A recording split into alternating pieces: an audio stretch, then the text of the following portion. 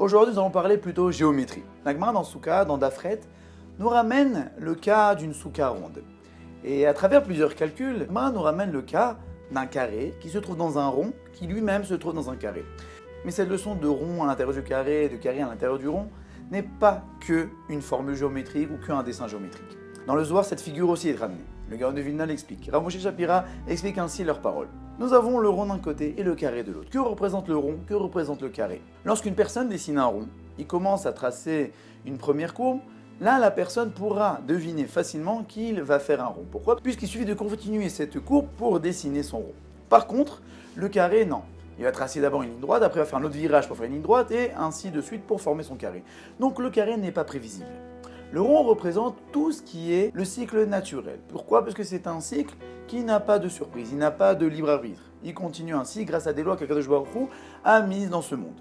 Par contre, le carré représente l'homme. Et oui, l'homme a le libre arbitre. C'est-à-dire qu'il a sa ligne droite, d'un coup il peut aller à droite, d'un coup il peut aller à gauche, et ainsi de suite. Le carré n'est pas prévisible. L'homme peut décider à chaque instant s'il doit faire le bien ou le mal. Et cela, nous pouvons le remarquer. Pourquoi? Puisque tout ce qui est naturel est rond.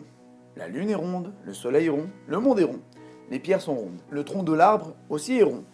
Mais par contre, pour faire quelque chose de carré, il faut la main de l'homme. Pour bien montrer que le carré représente l'homme avec son libre arbitre. Cela nous explique le carré dans le rond. Le carré qui est l'homme et dans le rond, dans le monde, qui est régi par les lois de la nature. Mais le carré à l'extérieur du rond nous rappelle alors pourquoi? Puisque nous avons beau voir un monde qui a ses lois de la nature, mais il ne faut pas oublier qu'il est régi par un carré. Ce carré-là représente Kadosh Baruch Hu, qui peut à chaque instant changer toute la donne. Comme nous avons vu tous les miracles qu'il a fait à la sortie d'Égypte, où Kadosh Baruch Hu nous a montré qu'il gérait le monde et qu'il peut changer à chaque instant les lois du monde. À chaque instant, Kadosh Baruch Hu ordonne la continuité du monde avec ses lois. Mais si Kadosh Baruch Hu peut changer la donne, comme le carré, comme nous l'avons dit, peut changer à chaque instant.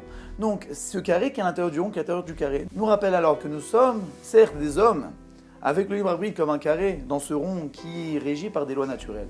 Mais il ne faut pas oublier qu'autour de ce rond-là, il y a un carré qui est Akadosh Baruch Hu, qui peut décider à chaque instant de changer la donne.